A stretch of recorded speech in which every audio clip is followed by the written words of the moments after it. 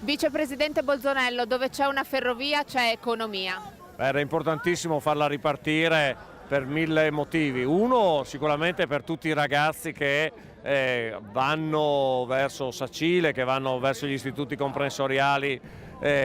turistici e non. Dall'altra parte tutta la partita turistica vera e propria, quindi la capacità di far arrivare nelle stazioni di Budoia, di Aviano, Montereale e Maniago e poi proseguire fino a Gemona e da lì con un'interconnessione con la gomma poter andare nelle nostre valli e quindi dare un grande contributo al turismo. Adesso c'è anche però la partita da giocare, si apre per molte aziende nostre perché questa linea ferroviaria potrà fare sia la parte del passeggero che la parte storica, turistica e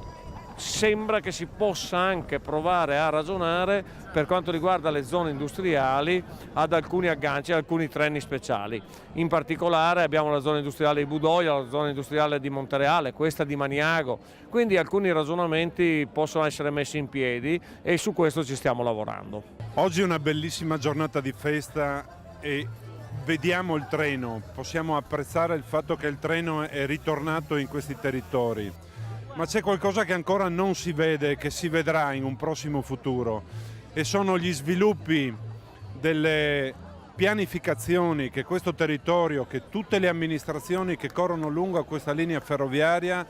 hanno fatto in questi ultimi mesi e che si traducono in patti territoriali che verranno sottoscritti con la Regione e che consentiranno investimenti consistenti su questo territorio per creare tutta una serie di opportunità turistiche, di intermodalità,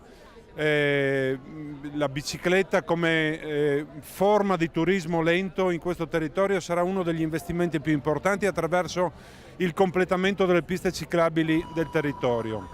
Le intese per lo sviluppo